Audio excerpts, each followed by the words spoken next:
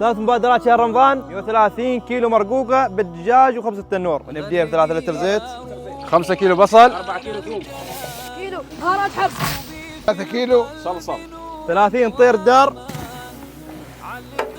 بهارات مشكله وملح، خضروات من كل بستان زهرة، 20 دقيقة من يصفر وخالص. بنقطع 180 خبز التنور 30 كيلو تقريبا. وبعد ما كمل ربع ساعة 30 كيلو خبز التنور. خلط يا مخلط. 4 لتر ليمون، طلع شيش من المزرعه. صب السمن،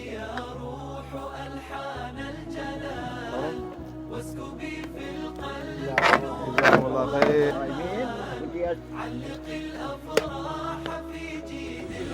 جزاكم الله خير جميعا ما قصرتوا.